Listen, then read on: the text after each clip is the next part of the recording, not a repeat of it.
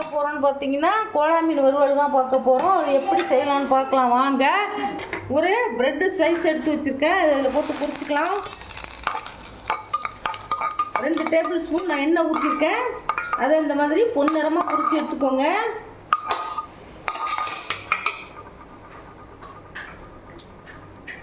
அடுத்தது பாருங்கள்,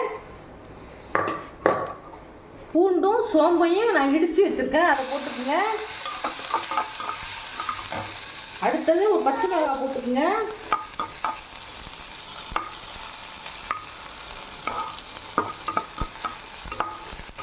ஒரு வெங்காயம் போட்டுக்குங்க.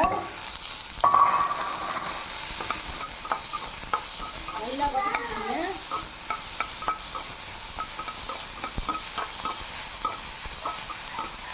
கண்ணாடி பதம் வதங்கினா போதும். இந்த பூண்டு ஃப்ளேவர் சூப்பராக இருக்கும். ஒரு தக்காளியே நம்ம இந்த நைஸாக அரைஞ்சி வச்சுக்கலாம். நான் ஒரு உருளைக்கிழங்கு நல்லா பெரிய சீவலில் சீவி வச்சுருக்கேன், அதையும் போட்டுக்கலாம். இந்த மாதிரி செய்யும்போது சூப்பராக இருக்கும். ஒரு வித்தியாசமான டிஷ்ஷு. இந்த மாதிரி நீங்களும் ட்ரை பண்ணுங்க. இது கோலா மீன் தான் இல்லை, சீலா மீனில் பண்ணலாம், சொரா புட்டில் போட்டு செய்யலாம். முள்ளு மீன் இல்லாமல் எந்த மீனில் வேணாலும் நம்ம போட்டு செய்யலாம்.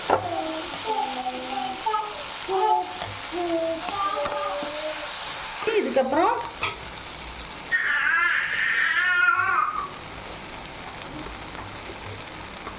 நம்ம இந்த டிஷ்ஷுக்கு தேவையான உப்பு போட்டுக்கலாம். அதையும் வதக்கிக்கலாம். தேவையான குழம்பு மிளகாத்தூள் 1/2 ஸ்பூன் போட்டுக்கலாம். அதையும் போட்டு வதக்கிக்கலாம். அடுப்பை கொஞ்சம் சிம்மில் போட்டுக்குங்க, கறிக்கணும்னா.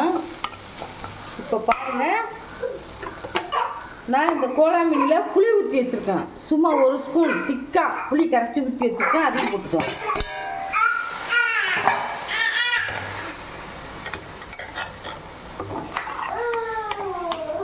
அதையும் போட்டு ஃபுல் ஃப்ளேம் வச்சுக்கோங்க.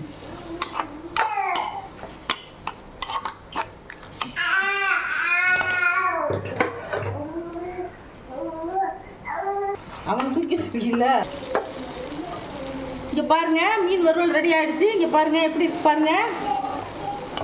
இப்போ அடுத்தது அரை முடி தேங்காயை போட்டுக்கலாம். நான் பொரிச்சு வச்சுருக்கிறேன். இந்த மாதிரி பொன்னிறமாக வறுத்து போட்டுக்குங்க.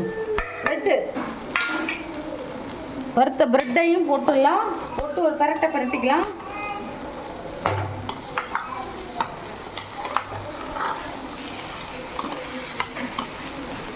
நம்ம மீனோட அந்த ப்ரெட்டை எடுத்து சாப்பிடும்போது சூப்பராக இருக்கும். ஒரு ஸ்வீட்னஸ் கொடுக்கும். இந்த மாதிரிலாம் நீங்கள் செஞ்சு சாப்பிட்ருக்கவே மாட்டீங்க. இது ஒரு புதுவிதமான டிஷ்ஷு. இந்த மாதிரி செஞ்சு சாப்பிட்டு பாருங்கள்.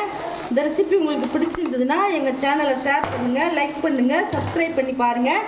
அப்போ தான் நாங்கள் போடுற புது வீடியோலாம் உங்களுக்கு சேரும். தேங்க்யூ, பாய்.